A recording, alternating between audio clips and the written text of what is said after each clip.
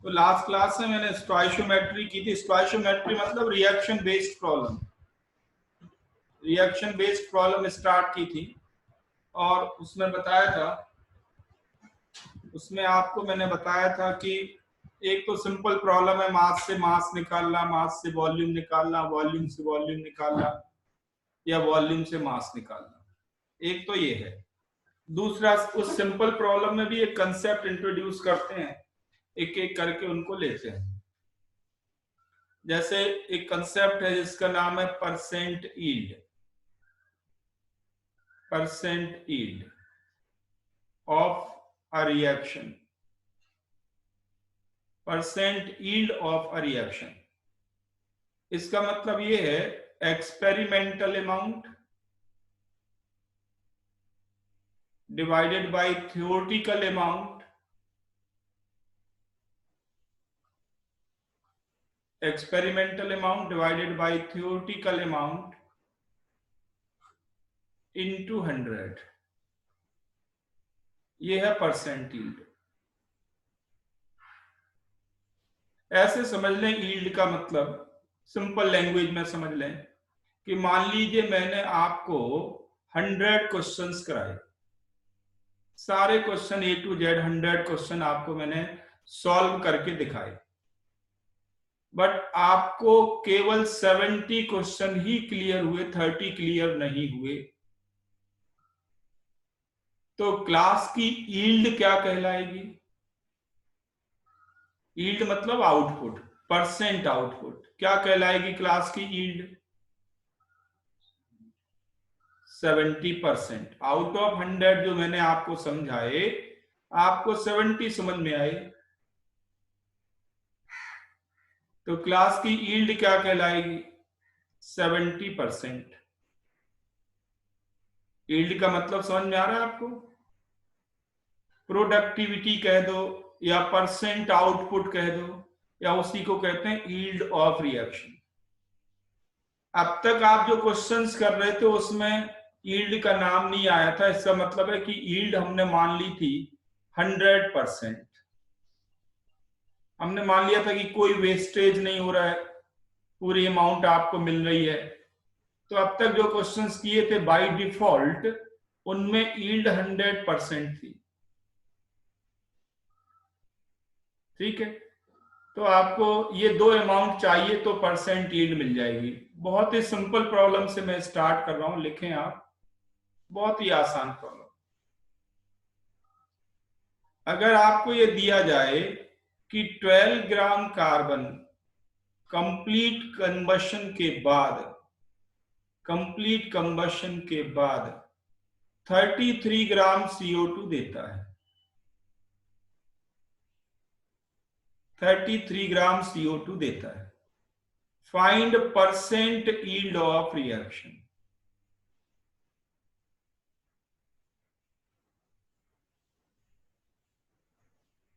Find percent yield of reaction. बहुत ही आसान problem है, इससे आसान प्रॉब्लम नहीं बनती परसेंट यील्ड में।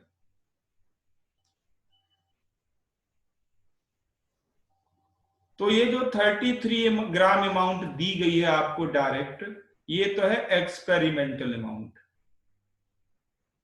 ये एक्सपेरिमेंटल अमाउंट है।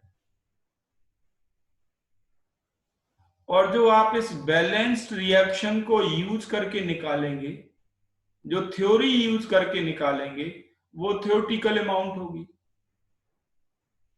बैलेंस रिएक्शन यूज करके निकालें आप, बैलेंस रिएक्शन के अकॉर्डिंग 12 ग्राम कार्बन बर्न होने पे 44 ग्राम CO2 देगा। ये तो निकाल सकते हैं, जैसे क्वेश्चन हमने पिछली क्लास में किए थे।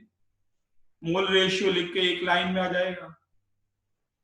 तो 12 ग्राम कार्बन बर्न होने पे 44 ग्राम CO2 देगा थ्योरेटिकली।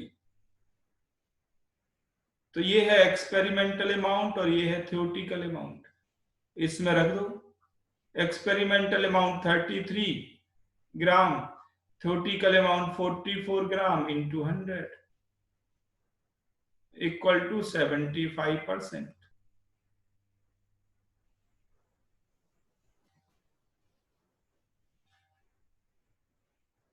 आया समझ में? बहुत ही आसान है।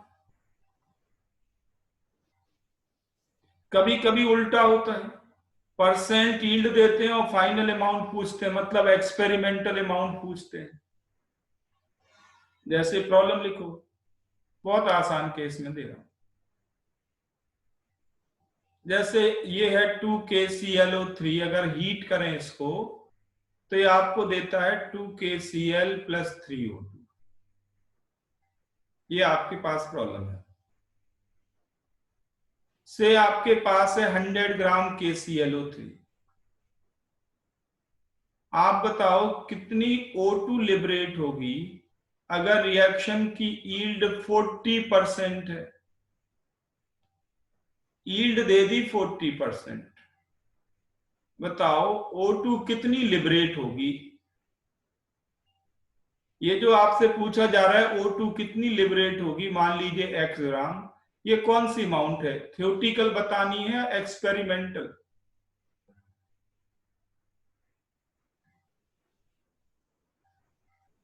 तो जो आपसे पूछा जा रहा है वो है experimental amount. Balance reaction use करके जो निकालेंगे आप, बैलेंस रिएक्शन यूज करके जो निकालेंगे वो थ्योरेटिकल अमाउंट होगी। तो पता करो x कितना होगा। पोटेशियम का एटॉमिक मास आपको मालूम है 39, Cl 35.5 और ऑक्सीजन 16। तो पता करो कितनी O2 लिबरेट होगी अगर यील्ड 40% है।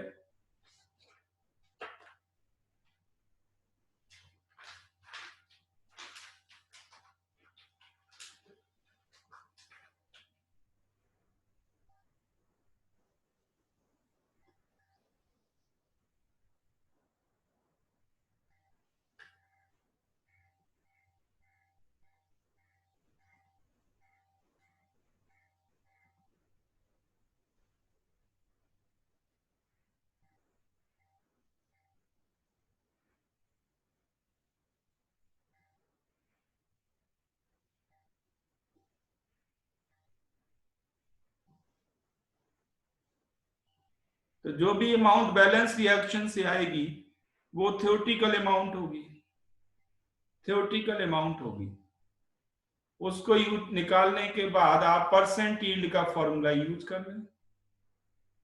परसेंट यील्ड इक्वल टू क्या है, experimental amount by theoretical amount into 100।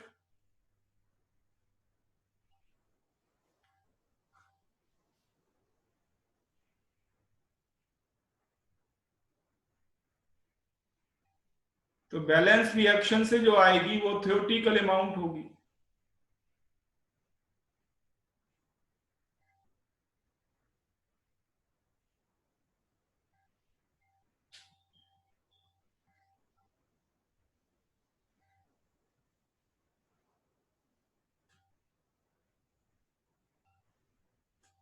Theoretical amount कितनी आ रही है ये बताओ, थ्योरेटिकल अमाउंट कितनी आ रही है?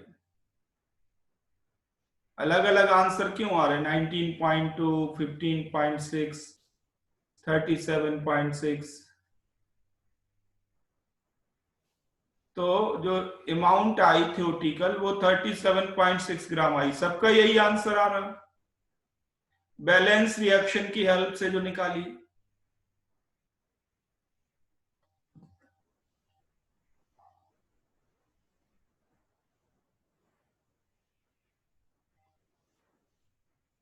फास्ट करो।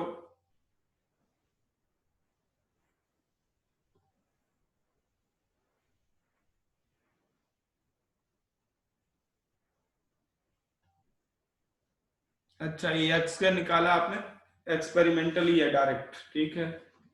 सारे बच्चे करें, समझ में आया कैसे करना है, यस और नो?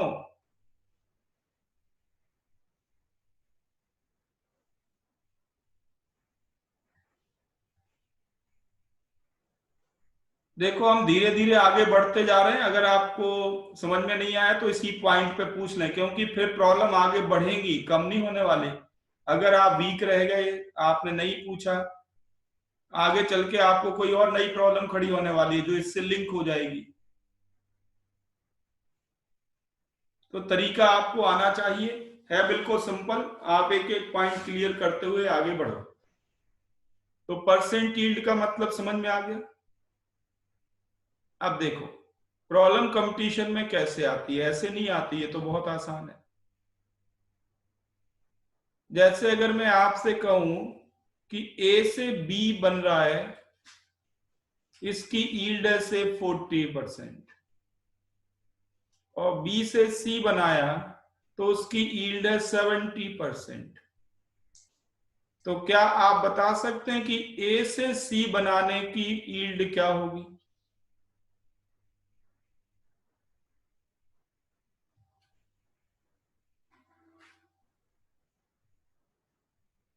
ए टू बी बनाने की यील्ड है 40%, बी से सी बनाने की यील्ड है 70%। तो ए से सी बनाने की यील्ड क्या होगी?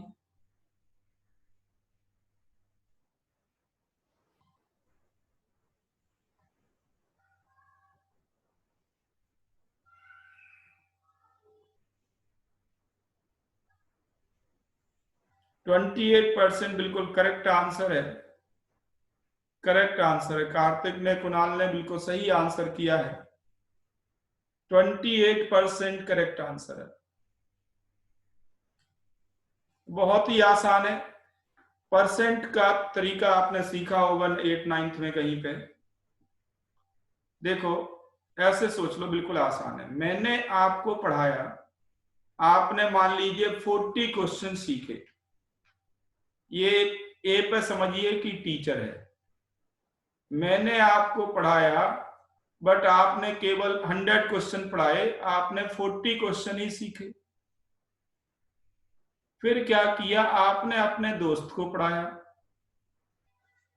उसको सारा बता दिया जो आपने सीखा सारा। पर आपने जो बताया उसको, उसने केवल उसका 70% सीख पाया। मतलब 40% आपने सीखा था और 40% का 70% आपके फ्रेंड ने सीखा। तो फाइनली फ्रेंड ने कितने परसेंट सीखा? तो 40% का 70%, मतलब 28%।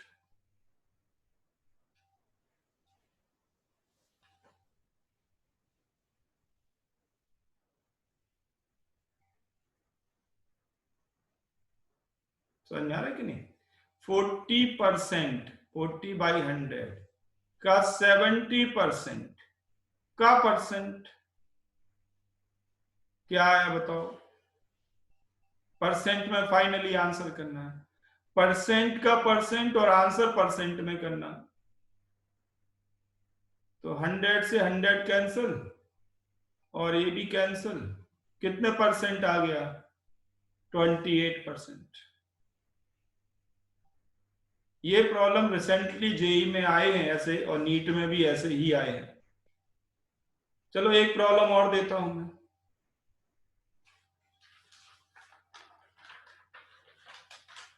ए से बी बनाया, ए से बी बनाया से कोई भी परसेंट ले लिया 60%, बी से सी बनाया से 50%, सी से डी बनाया से 80% यील्ड। ये अलग अलग यील्ड आपको दे दी। बताओ ओवरऑल यील्ड क्या है? ए से डी कन्वर्जन की यील्ड क्या है? ओवरऑल यील्ड या ए टू डी?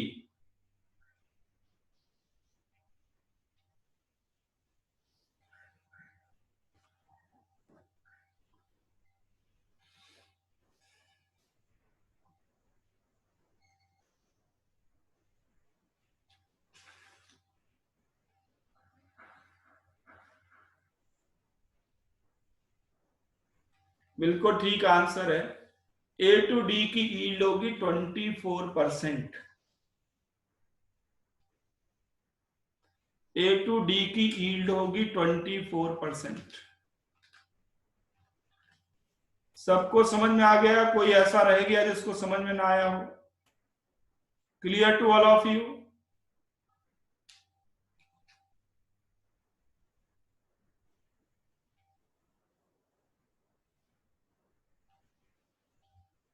चलो बहुत बढ़िया। अब इस पे वर्कशीट मिलेगी, फिर आप क्वेश्चंस करना। मेथड तो यही है करने का। एक प्रॉब्लम मैं यहाँ पे आपको देता हूँ, एक प्रॉब्लम आपको देता हूँ, आप लिखें। बिल्कुल आसान केस में दे रहा हूं। जैसे MgO2 से रिएक्ट करता है, बन गया 2MgO,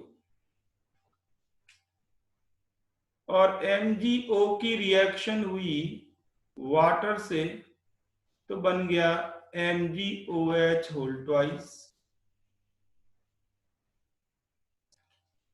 ठीक है।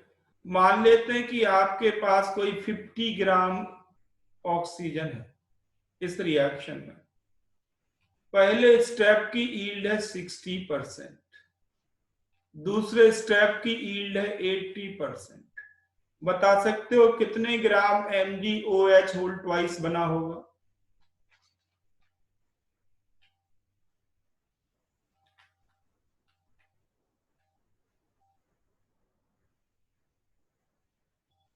Mg का एटॉमिक मास आपको मालूम है 24, ऑक्सीजन 16, हाइड्रोजन 1, सबको पता ही है। बोलो आप।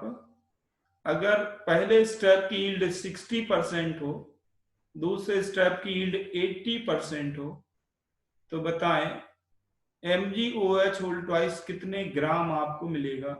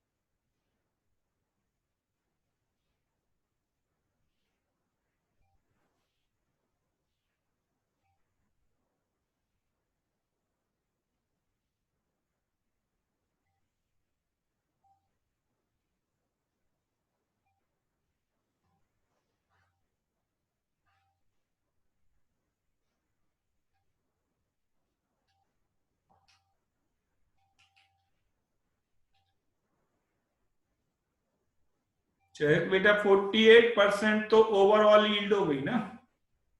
ओवरऑल यील्ड थोड़ी मैं आपसे पूछ रहा हूं, मैं पूछ रहा हूं MgOH होल ट्वाइस कितने ग्राम मिलेगा अगर O2 50 ग्राम कंज्यूम हुई हो।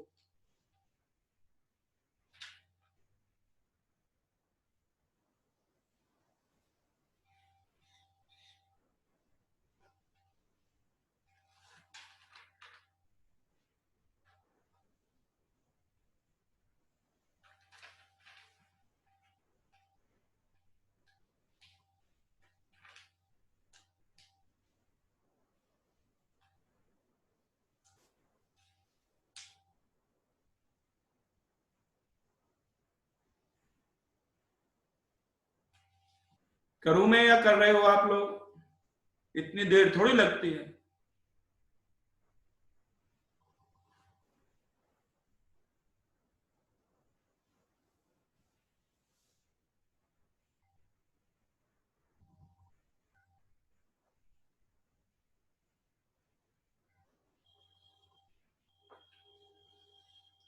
तो देखो, पहले हम थ्योरेटिकल अमाउंट निकालेंगे। MgOH होल ट्वाइस की पहले थ्योरेटिकल अमाउंट निकालेंगे। कैसे आएगी थ्योरेटिकल अमाउंट? तो रेशियो लिख के, मोल्स का रेशियो लिख के। लास्ट क्लास में मैंने आपको बताया था कि सीक्वेंस में प्रॉब्लम दी जाए तो कैसे करना है।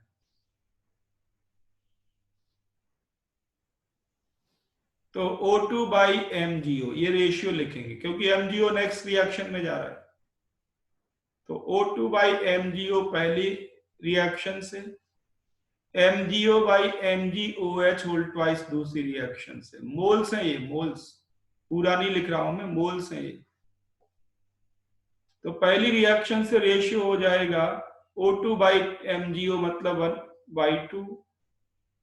दूसरी रिएक्शन में MgO बाई MgOH 1/1। तो MgO तो कैंसिल हो गया। O2 के मोल्स कितने हो गए 50 ग्राम में, 50/32।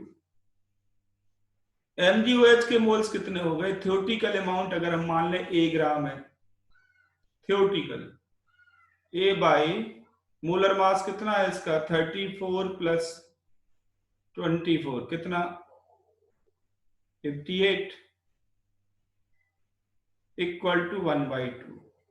इसको सॉल्व करके A निकालो, ये तो आएगी थ्योरेटिकल अमाउंट।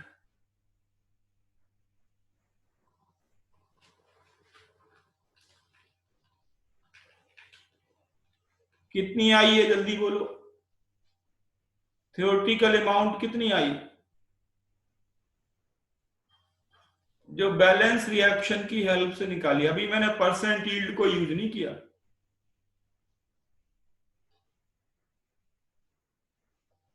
$181.24, ठीक है, 181.24 ग्राम थ्योरेटिकल अमाउंट आई। तो परसेंट यील्ड का फॉर्मूला आप जानते हैं, एक्सपेरिमेंटल अमाउंट मतलब x gram bye theoretical amount means A into 100। Overall percent yield तो 48% हो गई। x की वैल्यू निकाल ली है, A मालूम है 181.24 इंटू 100। इसको सॉल्व करो, x निकालो, यही आंसर है।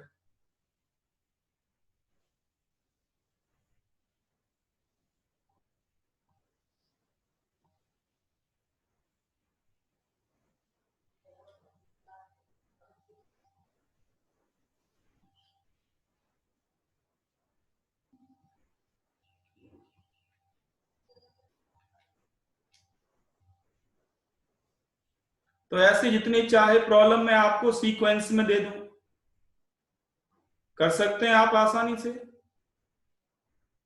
मेथड समझ में आ गया सबको? आप मेथड को कैच करिए, प्रॉब्लम को नहीं रटना, करते कैसे तरीका देखिए, उसको सीखिए। तो सीक्वेंस में अगर आपको कई स्टेप्स में रिएक्शन दी जाए तो पहले मोल रेशियो लिख लो, और मोल रेशियो इस तरह से लिखना कि जो एक रिएक्शन में आ रहा है वो नेक्स्ट में इन्वॉल्व होना चाहिए, फिर वो नेक्स्ट में इन्वॉल्व होना चाहिए, एक जगह वो डिनोमिनेटर बने दूसरी जगह न्यूमिनेटर बने, ऐसे रेशियो लिखना जिससे वो सब कैंसिल हो जाए, एक अननोन और एक नोन बचे। तो O2 नोन है यहाँ पे, MgOH होल ट्वाइस अननोन है। तो सीक्वेंस वाले क्वेश्चंस तो लास्ट क्लास में मैंने बता दिए थे कैसे करना है आपको। अब उसमें कंसेप्ट ऐड कर दिया हमने परसेंट यील्ड, ठीक है। नेक्स्ट परसेंट यील्ड का ठीक उल्टा कंसेप्ट है percent purity.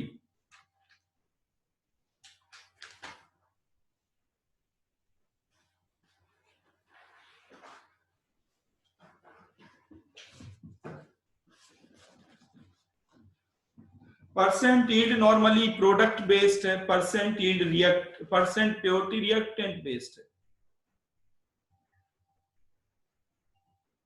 Percent purity general formula तो यही है कि रियल अमाउंट, रियल या एक्सपेरिमेंटल अमाउंट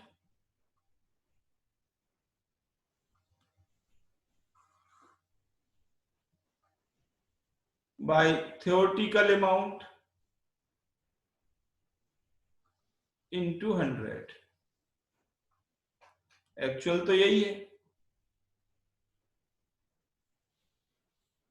या एक है कि pure amount divided by impure amount into 100, ऐसे भी लिख सकते हैं, प्योर बाय इम्प्योर इंटू 100।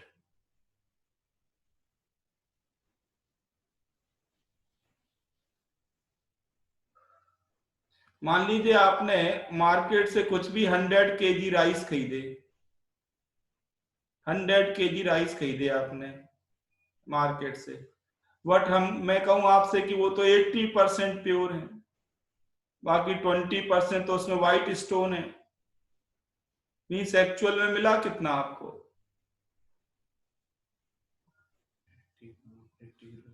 तो आपको 80% है ना। प्योर मालूम नहीं, एक्चुअल मतलब प्योर मिला कितना। 100 ग्राम जो था वो इम्प्योर था, इंटू 100, ये कैंसिल हो गया, कितना मिला आपको? 80, 80 kg।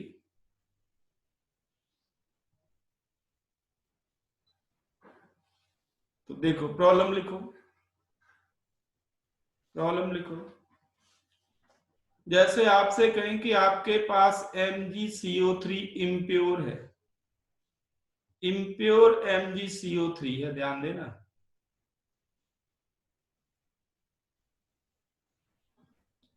इसको हीट करें तो CO2 गैस लिबरेट होती है।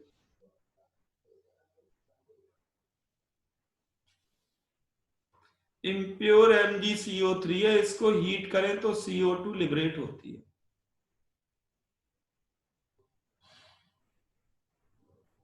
आपको दे दिया गया है कि अगर आप मान लीजिए 50 ग्राम MgCO3 को हीट कर रहे हैं, 50 ग्राम MgCO3 को आप हीट कर रहे हैं,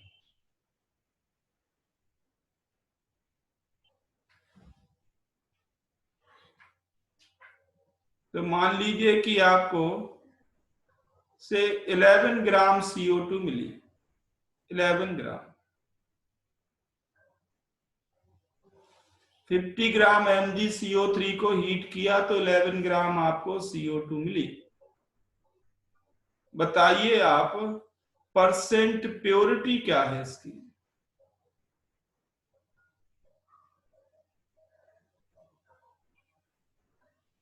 परसेंट प्योरिटी क्या है MgCO3 की?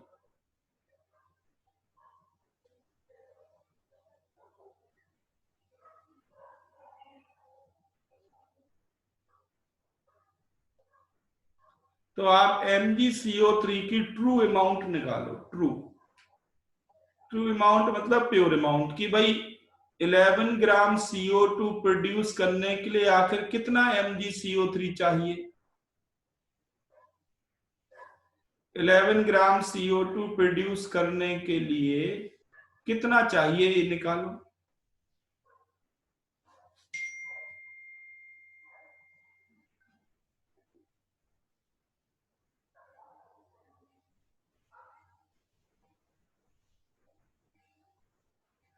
तो प्योर MgCO3 21 ग्राम काफी है 11 ग्राम CO2 के लिए।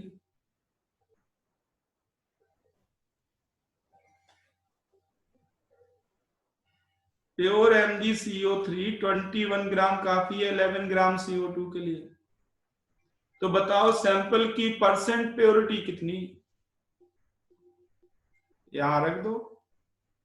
ये प्योर आया 21 ग्राम, और हमने लिया था इम्प्योर 50 ग्राम, इंटू 100, सॉल्व कर लो।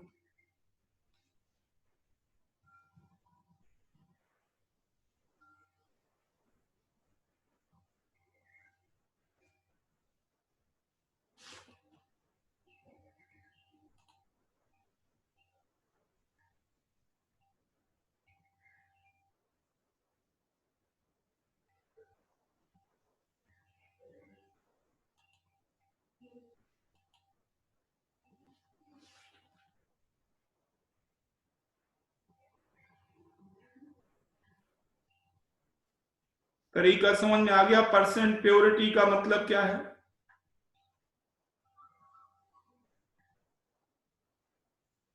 परसेंट प्योरिटी की मीनिंग समझ में आ गई, कैसे क्वेश्चंस करने हैं।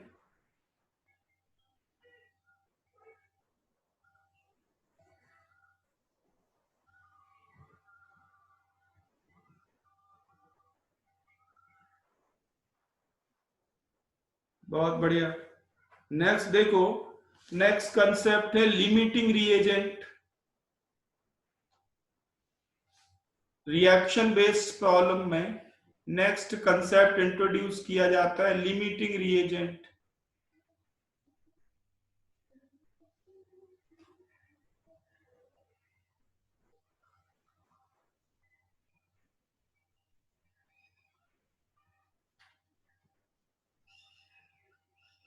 लिमिटिंग रिएजेंट किसको कहते हैं और कब हमें प्रॉब्लम लिमिटिंग रिएजेंट के थ्रू सॉल्व करनी चाहिए?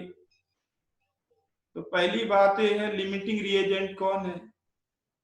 Limiting reagent is that reactant,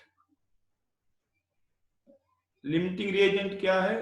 that reactant which which limits the reaction, which limits the reaction मतलब लिमिट्स द रिएक्शन मतलब जो रिएक्शन को रोक दे, रिएक्शन को जो रोक दे।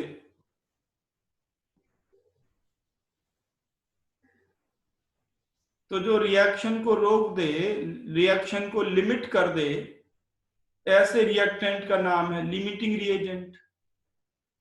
और रिएक्शन रुकेगी कब? जब वो कंप्लीटली कंज्यूम हो जाएगा। तो एक और आप डेफिनेशन दे सकते हैं कि the reactant which consumes completely, जिसका कंप्लीट कंजप्शन हो जाए, ऐसे रिएक्टेंट को क्या कहते हैं? Limiting reagent.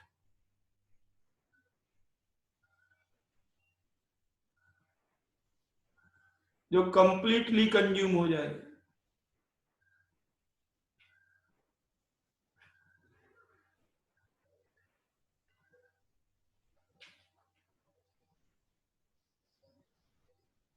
तो लिमिटिंग रिएजेंट के थ्रू प्रॉब्लम कब सॉल्व करनी चाहिए? हमें प्रॉब्लम पढ़ के ये कैसे समझ में आएगा कि ये प्रॉब्लम तो लिमिटिंग रिएजेंट के थ्रू करनी है?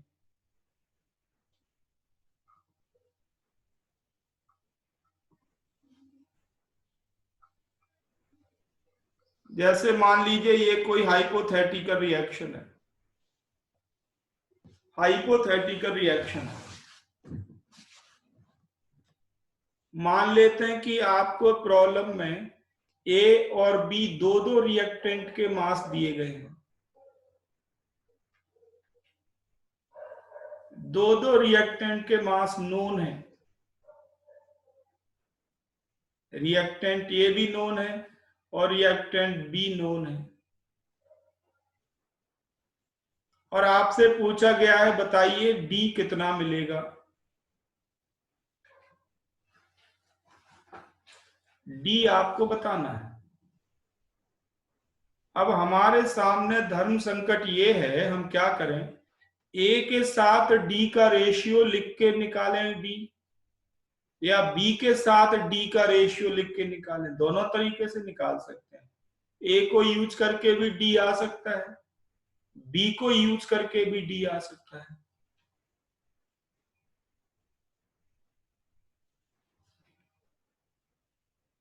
तो क्या करें? किसको यूज करने से हमें सही अमाउंट मिलेगी, डी की करेक्ट आंसर मिलेगा? तो आंसर है लिमिटिंग रिएजेंट को यूज करके।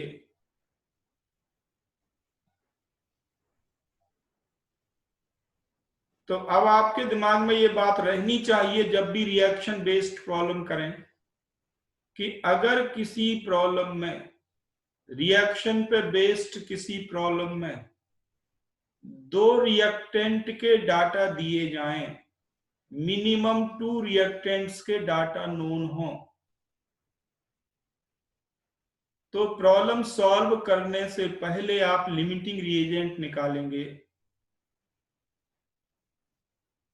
तो सीधा सेंटेंस लिख सकते हैं, always find limiting reagent, always find limiting reagent whenever amounts of 2 or more reactants are known, amounts of 2 or more reactants are known।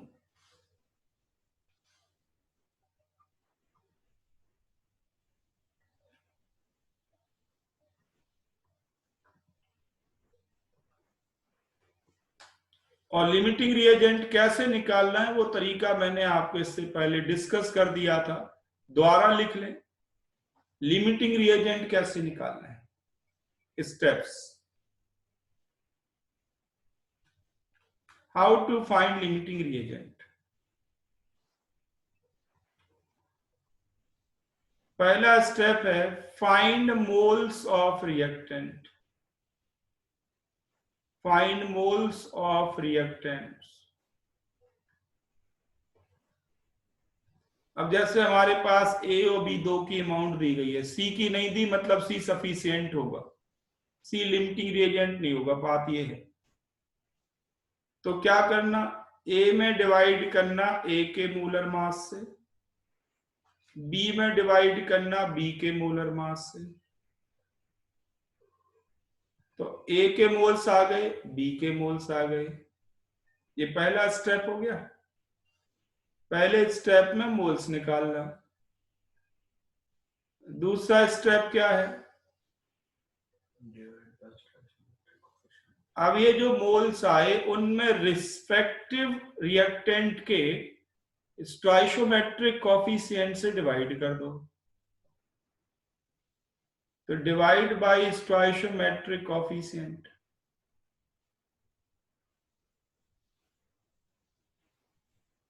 मतलब A अपॉन एम, ए जो मोल्स आए उसमें डिवाइड करो N1 से, B अपॉन मोलर मास और B जो moles आए उसमें डिवाइड करो N2 से। और देखो इन दोनों में कौन सी लोअर वैल्यू है, स्मॉलर या लोअर वैल्यू कौन सी है। जो भी लोअर वैल्यू होगी वो लिमिटिंग रिएजेंट होगा,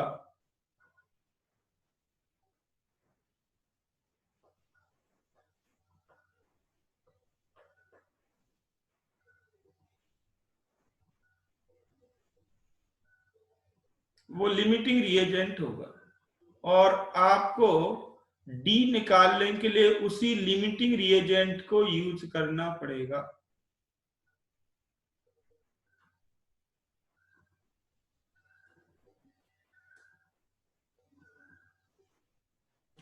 तो मीनिंग समझ में आ गई, लिमिटिंग रिएजेंट किसको कहते हैं।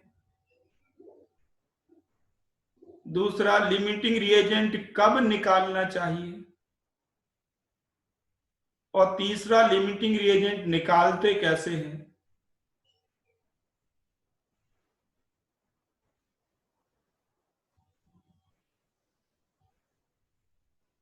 So keep in mind, when do we need to find limiting reagent? Condition ये है कि we need amounts of minimum 2 reactant,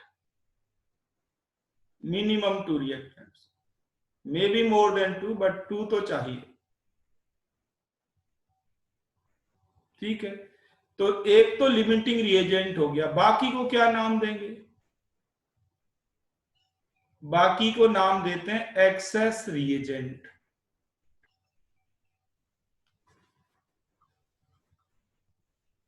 बाकी रिएक्टेंट का नाम होगा एक्सेस रिएजेंट। और एक्सेस रिएजेंट जो भी होंगे दे विल लेफ्ट अनरिएक्टेड, कुछ ना कुछ उनकी अमाउंट अनरिएक्टेड बचेगी।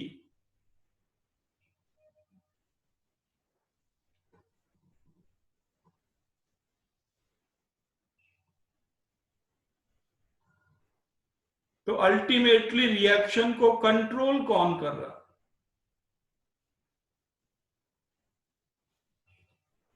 रिएक्शन को कंट्रोल कौन कर रहा, रिएक्शन को कंट्रोल कर रहा है लिमिटिंग रिएजेंट, कि प्रोडक्ट कितना बनेगा, दूसरा रिएक्टेंट कितना कंज्यूम होगा, सब कुछ लिमिटिंग रिएजेंट डिसाइड करेगा। जो भी कैलकुलेशंस हमें करने होंगे वो हम लिमिटिंग रिएजेंट को यूज करके करेंगे।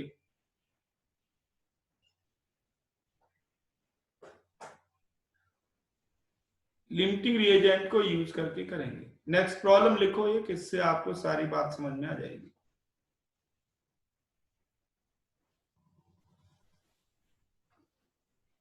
बिल्कुल आसान केस में आपको देता हूं, कुछ नहीं करना है इसमें।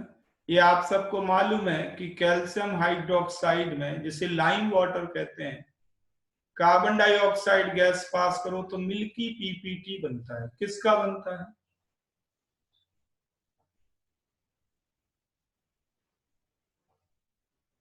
मिल्की पीपीटी किसका मिलता है?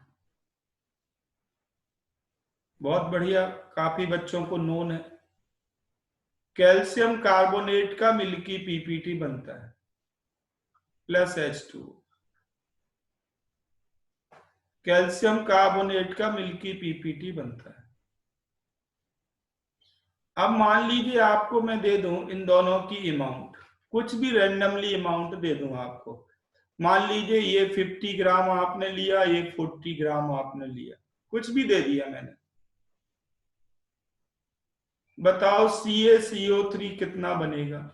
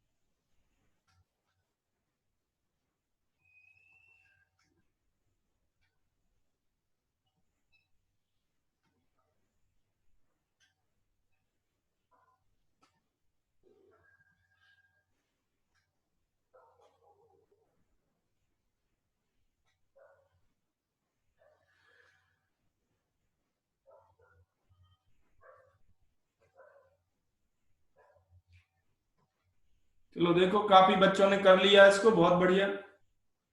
बिल्कुल सिंपल है। 50 ग्राम में पहले कैल्शियम हाइड्रोक्साइड के मोल्स निकालो। 50 ग्राम में पहले कैल्शियम हाइड्रोक्साइड के मोल्स निकालो। कितने आएंगे? 50 डिवाइडेड बाई मोलर मास। तो 50 डिवाइडेड बाई 34 प्लस 40 74, और यह होगा 40 डिवाइडेड बाई 44। ये इनके मोल्स हो गए।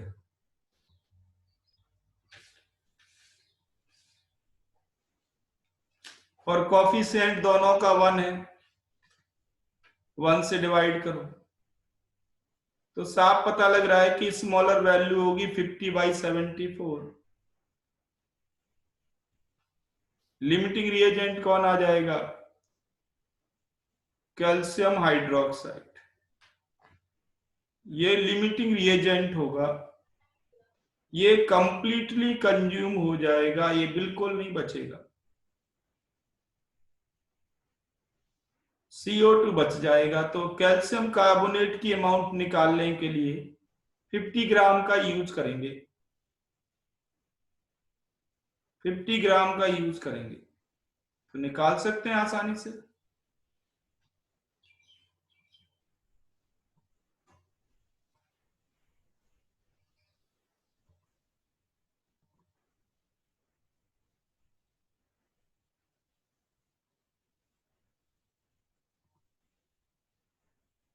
कर लोगे या करूं मैं एक एक लाइन? बाकी बच्चे कर लेंगे सारे?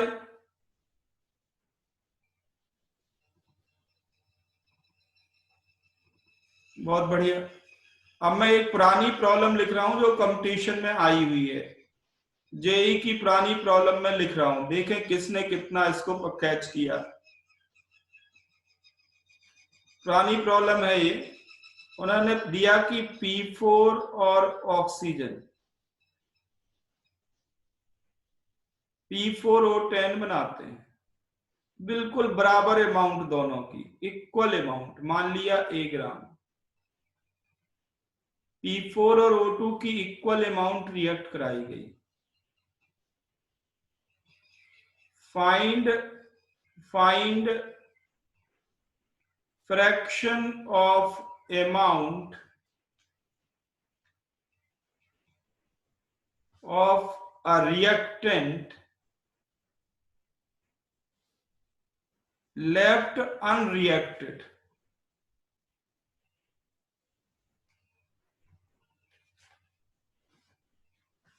ये पुरानी प्रॉब्लम है, कंपटीशन में आई हुई है।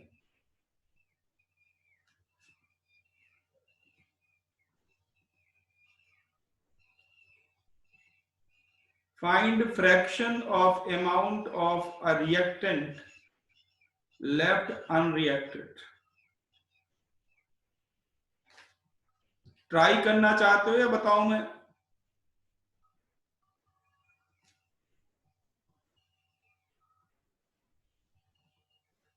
बहुत बढ़िया, करो, ट्राई करो, बहुत अच्छे, करो।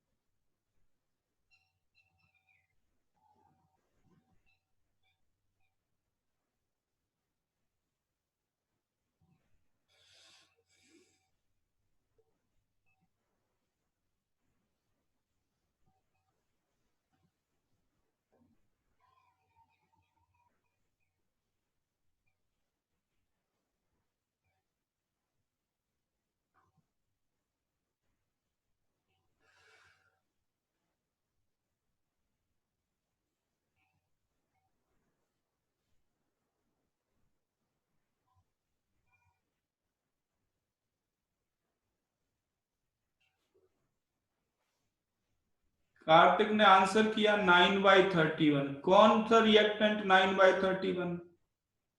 P4 और O2?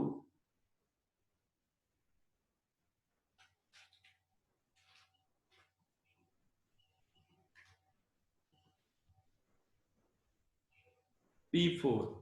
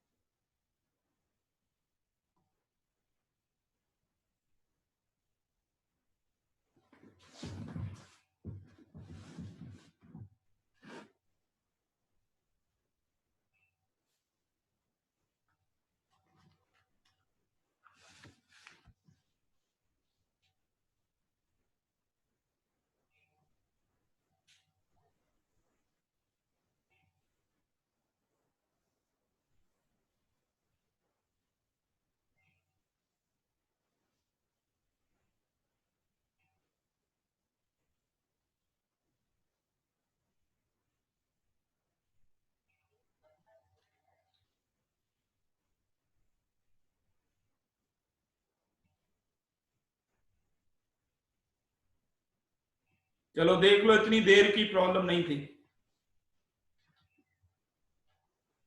जितना टाइम कार्तिक ने लिया इतना टाइम ही बहुत है, इतने टाइम में ही हो जाती है। पहला स्टेप है इनके मोल्स निकालना। तो फास्फोरस के जो मोल्स आएंगे P4 के, वो होंगे A डिवाइडेड बाई 124। भाई फास्फोरस का एटॉमिक मास होता है 31 और इसका कॉफिशिएंट 4 है। O2 के मोल्स कितने आएंगे? A divided by 32। पहला स्टेप है मोल्स निकालना, ये तो पहला स्टेप हो गया। दूसरा स्टेप है मोल्स में कॉफिशिएंट से डिवाइड करना। तो P4 का बैलेंस रिएक्शन में कॉफिशिएंट 1 है, O2 का बैलेंस रिएक्शन में कॉफिशिएंट 5 है। तो इसमें 1 से डिवाइड करना, मैं डायरेक्ट लिख रहा हूं, और इसमें 5 से डिवाइड करना। स्मॉलर वैल्यू O2 के लिए आएगी। तो O2 लिमिटिंग रिएजेंट हो जाएगा।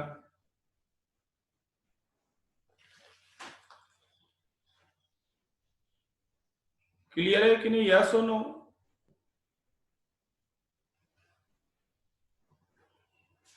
तो सबसे पहली बात तो ये कि लिमिटिंग रिएजेंट निकालना पड़ेगा, क्योंकि दो रिएक्टेंट की अमाउंट दी गई है P4 and O2। Limiting reagent आपने निकाल लिया। अब इस लिमिटिंग रिएजेंट्स की हेल्प से पता करो कि P4 कंज्यूम कितना हुआ। P4 कंज्यूम्ड निकालो। P4 कंज्यूम्ड तो सिंपल लिखें आप, आपको मालूम है moles of P4 consumed divided by moles of O2 consumed. Balance reaction से लिख सकते हैं 1/5। P4 कितना कंज्यूम्ड हुआ? मान लीजिए x ग्राम कंज्यूम हुआ, x मान लिया कंज्यूम हुआ, तो x बाई 124 मोल्स हो गए। O2 तो पूरा ही कंज्यूम हो गया, तो A बाई 32 इसके मोल्स हो गए, इक्वल टू 1/5। तो x की वैल्यू A के टर्म में निकालो, A के टर्म में x की वैल्यू A के टर्म में निकालो।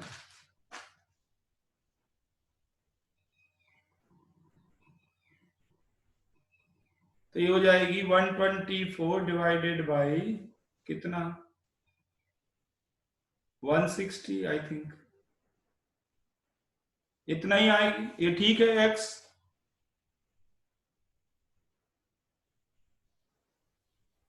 ये तो कंज्यूम्ड आ गया, ध्यान देना, ये P4 कंज्यूम्ड है। Now P4 left is how much? P4 left कितना था? कितना P4 हमारे पास? A gram. A ग्राम था, A ग्राम में कंज्यूम हो गया 124 A बाई 160। कितना बच गया? तो 160 A में 124 माइनस कर दो, तो आ जाएगा 36 A बाई 160।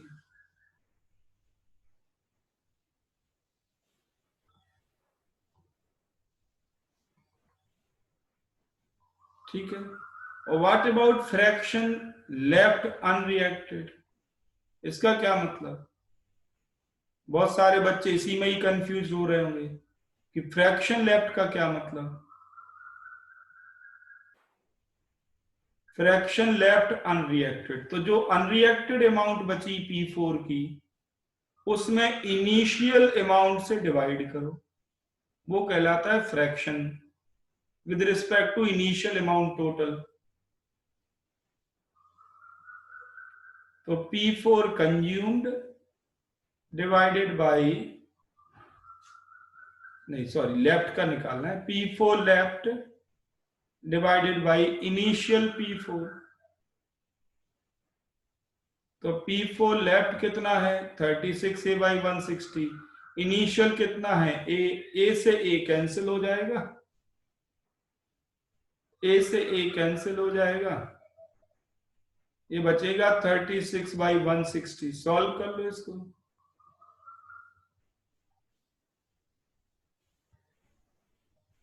तो 9/40 आ जाएगा।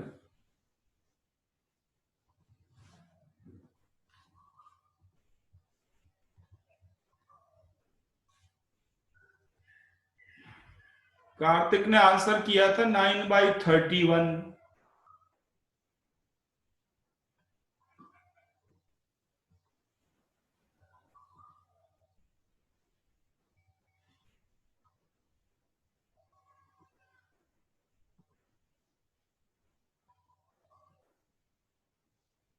जल्दी करो, प्रॉब्लम समझ में आ गई आप सबको?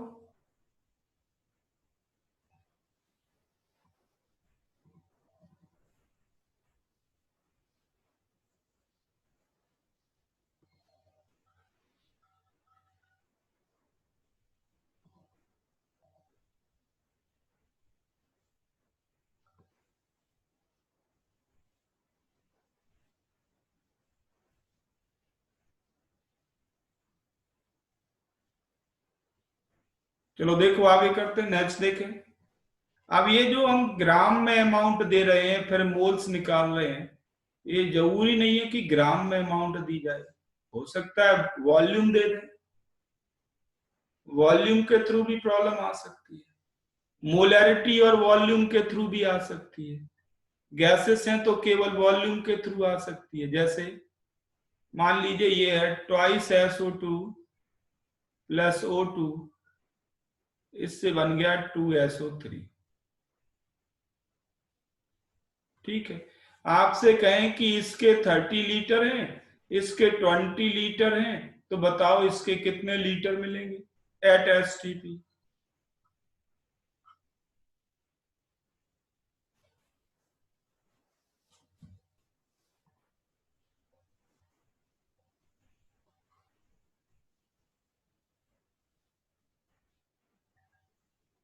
तो सबसे पहली बात जो आपके दिमाग में आनी चाहिए, सबसे पहली बात आपके दिमाग में आनी चाहिए कि SO2 और O2 दोनों रिएक्टेंट की अमाउंट दी गई है। SO2 और O2 दोनों रिएक्टेंट की अमाउंट दी गई है, वॉल्यूम दिया गया है। इसका मतलब है कि पहले हमें लिमिटिंग रिएजेंट निकालना होगा। एक बात बिल्कुल दिमाग में रखें, जब भी दो रिएक्टेंट नोन हो, दो रिएक्टेंट के डाटा दिए जाएं या दो से ज्यादा के डाटा दिए जाएं, तो सीधे आपके दिमाग में बात आनी चाहिए कि ये प्रॉब्लम लिमिटिंग रिएजेंट के थ्रू सॉल्व होगी।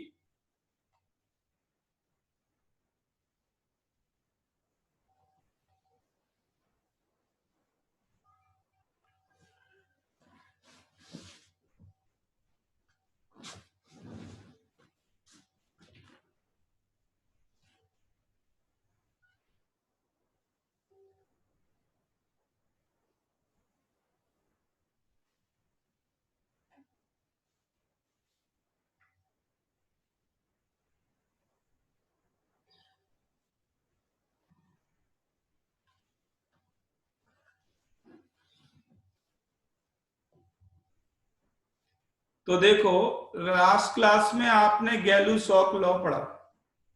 ये प्रॉब्लम आप 1 मिनट के अंदर करें तो आपको कुछ आता है, ये समझ लीजिए। अगर 1 मिनट से ज्यादा टाइम लग रहा है तो आपको नहीं आता। 30 सेकंड लगे तो बहुत अच्छा। आपको ये मालूम है गैलू-सॉक लॉ से कि अगर सारे गैसेस के P और T सेम हो, सारे गैसेस के P और T सेम हो, तो मोल्स एंड वॉल्यूम गैस के प्रोपोर्शनल होते हैं। तो 30 लीटर जो ये वॉल्यूम दे रखा है आपको, इसको मोल्स की तरह सोचो। थिंक अबाउट मोल्स, कि मोल्स दिए गए, और फिर क्या करो, सीधे कॉफिशिएंट से डिवाइड कर लो। ओरल है, सीधे कॉफिशिएंट से डिवाइड कर लो, आपको पता लग जाएगा कि SO2 लिमिटिंग रिएजेंट है। ये 15 वैल्यू आएगी, ये 20 है। वॉल्यूम को मोल्स की तरह ट्रीट कर सकते हैं। if gases are same PNT, are at same PNT, लिख लें आप इसको। ये जरूरी नहीं है कि आप 22.4 लीटर से डिवाइड करते फिरें।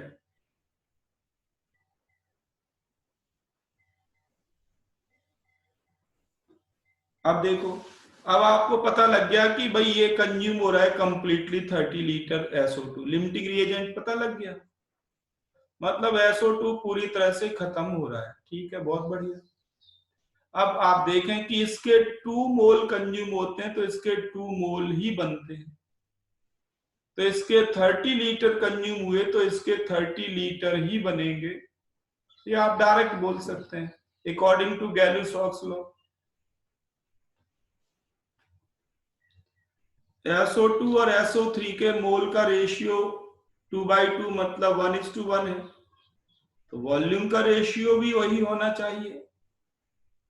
यही तो है गैलू-सॉक्स लॉ।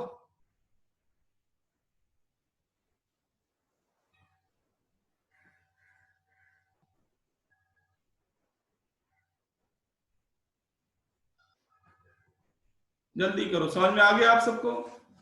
यस और नो?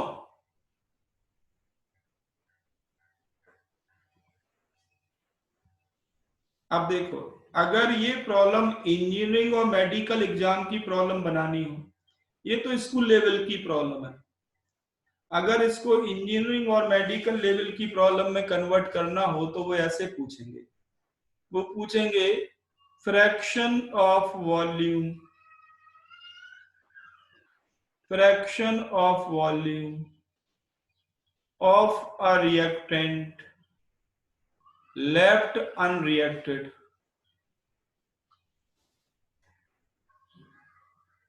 ऐसे आएगी प्रॉब्लम। क्या करेंगे बताओ?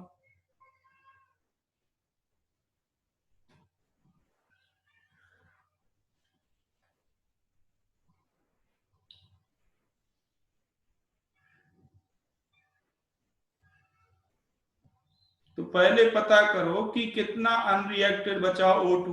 O2 ही है unreacted.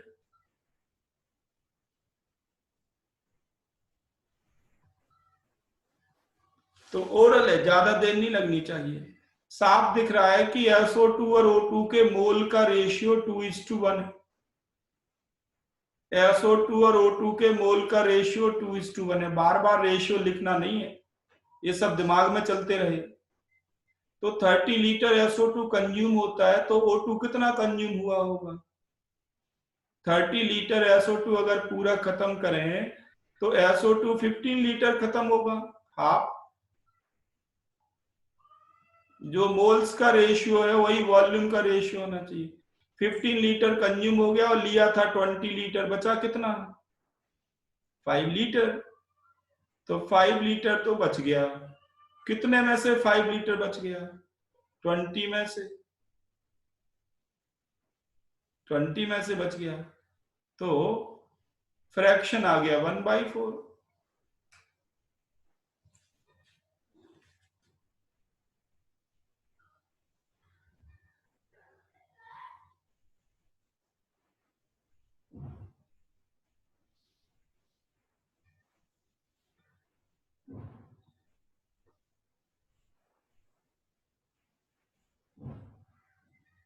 Is it clear to all of you?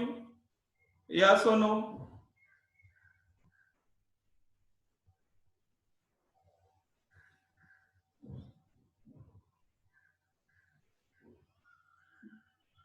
तो आपको अंदाजा लग रहा होगा कि केमिस्ट्री बहुत ही आसान सब्जेक्ट है और इसमें अगर थोड़ा सा भी सीरियस रहे तो बहुत अच्छे नंबर ला सकते हो, अच्छी रैंक आ सकती है।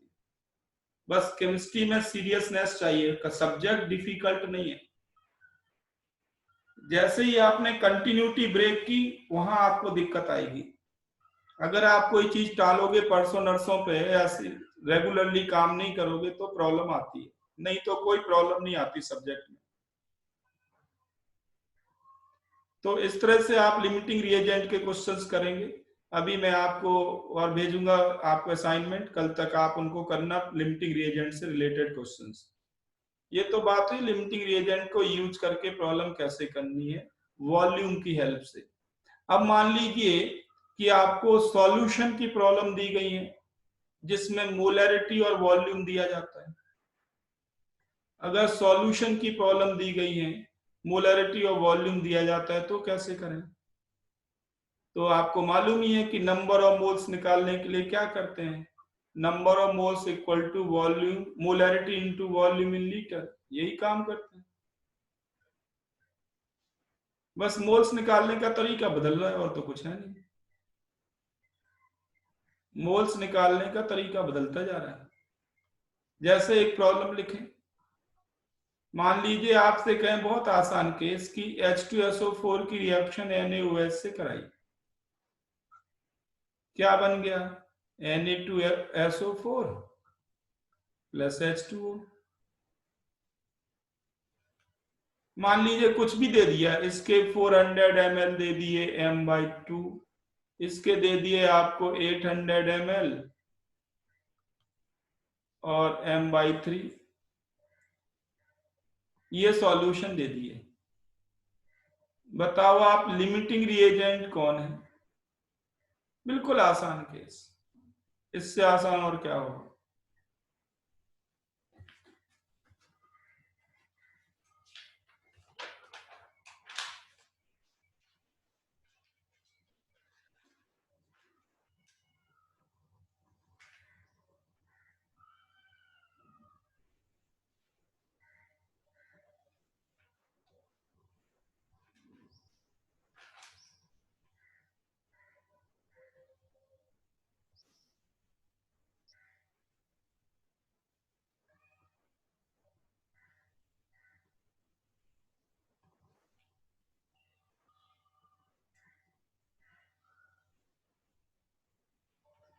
तो लिमिटिंग रिएजेंट NaOH होगा, ये बात समझ में आ गई आप सबको? या सुनो,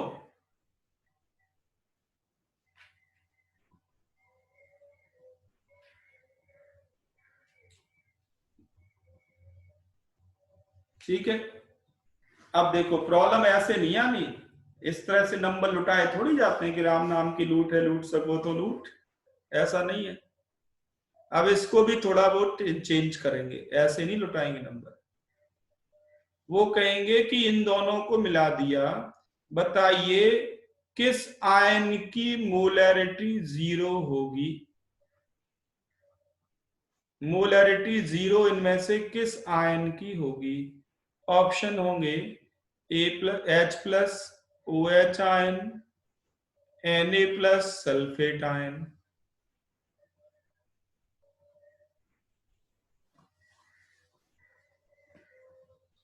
सीधे सीधे नहीं पूछेंगे लिमिटिंग रिएजेंट, उसको थोड़ा आगे ले जाएंगे।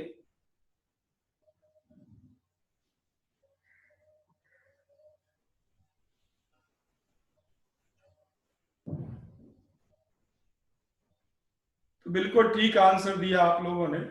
OH आयन की मोलैरिटी 0 होगी, OH आयन की मोलैरिटी 0 होगी। क्यों 0 होगी?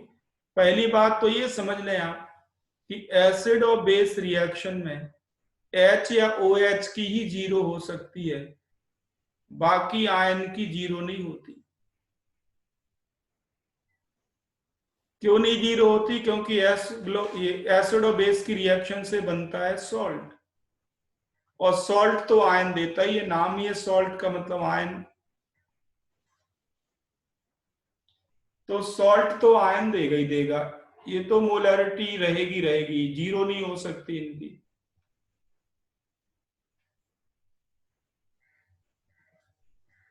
0 होगी या तो H+ की या OH की, क्योंकि वाटर बना, आप आगे पढ़ेंगे कि वाटर कोवेलेंट मॉलिक्यूल है। ऐसे अभी दिमाग में रखें कि वाटर से आयन नहीं आते।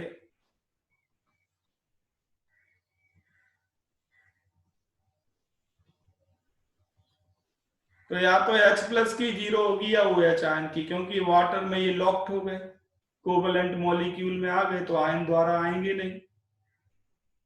ऐसे सोचें कि ये लॉक्ड होते जा रहे हैं H2O बन के, खत्म होते जा रहे हैं H2O बन के, द्वारा नहीं आने वाले। तो जो लिमिटिंग रिएजेंट है इनमें से एसिड या बेस में से, अगर बेस लिमिटिंग रिएजेंट आया इसका मतलब OH की मोलैरिटी 0, एसिड लिमिटिंग रिएजेंट आता तो H+ की 0 हो जाती। तो 0 मोलैरिटी किसकी होगी, इसके लिए आपको क्या फाइंड करना चाहिए, लिमिटिंग रिएजेंट। बिल्कुल आसान है।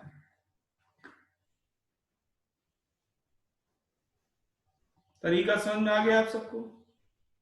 अब एसिड और बेस पे बेस्ड कई तरह के क्वेश्चंस हैं, एक एक करके इन सारे क्वेश्चंस को मैं 1 बाय 1 डील करूंगा, धीरे धीरे करके डील करेंगे। ये चैप्टर थोड़ा बड़ा चैप्टर है, ऐसा नहीं कि आप एक दिन में ही सारा कर लें। अगला टॉपिक मैं पहले डील करूंगा, बिल्कुल आसान टॉपिक रहेगा,